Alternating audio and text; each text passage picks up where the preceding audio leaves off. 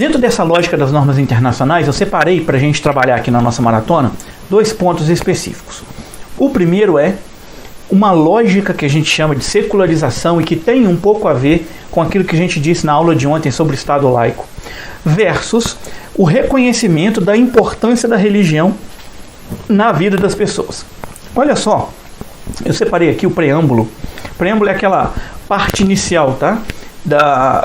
Nesse caso de uma declaração de direitos humanos, mas o preâmbulo também está relacionado àquela parte inicial, introdutória de uma legislação, da nossa Constituição. Inclusive a nossa Constituição, no seu preâmbulo, fala que ela está sendo promulgada sobre a proteção de Deus. Enfim, é uma questão que eu quero alinhavar aqui com vocês. Mas vamos lá.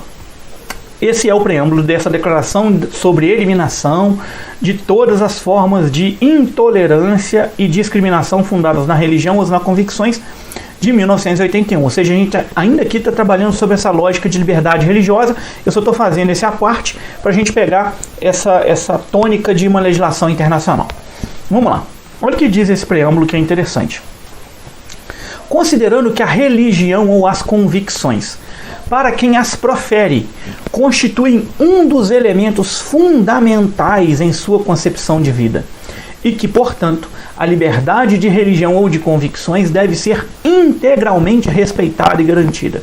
Considerando isso, é que se fez essa declaração sobre a eliminação de todas as formas de intolerância. Por que isso é importante?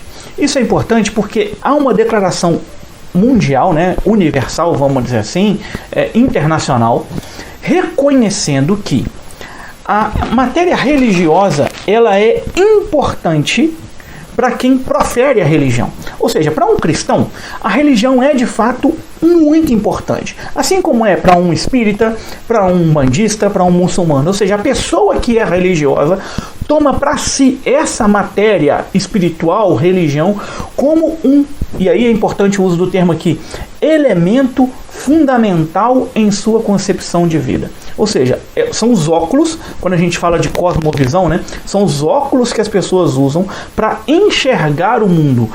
Isso porque a religião é de fato essa constituição fundamental da pessoa. Para quem não é religioso, ele não dá, entre aspas, a mínima bola para a religião. Mas para quem é uma pessoa religiosa, esse sim, indica que a religião é importante. Ela não está simplesmente brincando de religião. Ela está, de fato, constituindo um elemento fundamental para a sua vida inteira. E o que isso interessa para a gente quando a gente faz o comparativo com a secularização? Secularização é um termo acadêmico, mas para ficar muito claro para vocês, é a ideia de que o mundo está vivendo uma fase de desimportância da religião.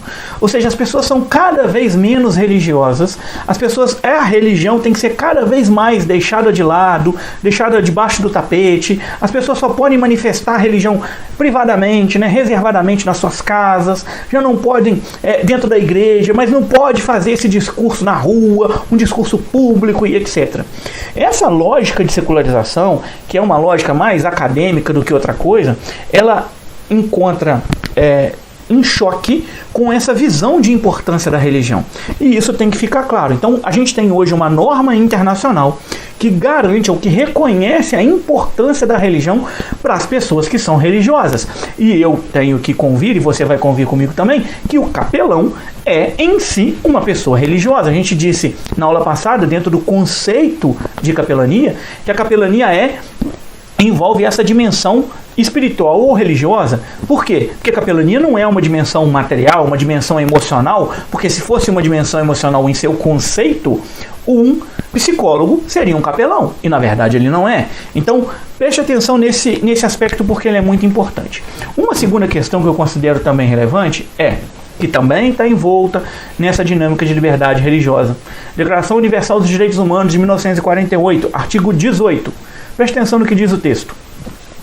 Toda pessoa tem direito à liberdade de pensamento, consciência e religião. Isso a gente já viu, As pessoas têm liberdade de crer se quiser, no que quiser e da maneira que quiser. Isso a gente já viu.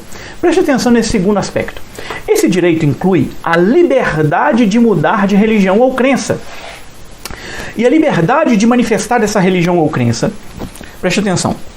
Pelo ensino, pela prática, pelo culto e pela observância, isolada ou coletivamente, em público ou em particular. O que a Declaração Universal está reconhecendo para nós? Esse direito à liberdade de mudar de religião. Lembra que a gente falou há poucos minutos atrás sobre o discurso proselitista? Que é permitido o discurso proselitista porque as pessoas têm direito à liberdade religiosa, tanto aquele que está ouvindo quanto a nós capelães. Beleza. Isso é importante porque se você não tem o discurso proselitista, ou seja, o discurso de convencer, entre aspas, a pessoa que a sua religião, a sua perspectiva religiosa tem uma melhor compreensão do mundo, você estaria tirando a liberdade das pessoas, de modo geral, mudarem de religião. Então, a Declaração Universal de Direitos Humanos está reconhecendo a liberdade das pessoas de mudarem de religião. Isso contraria, por exemplo, aquela lógica em muitos países muçulmanos, né, de raiz muçulmana, que acabam matando cristãos porque a pessoa se converte ao cristianismo.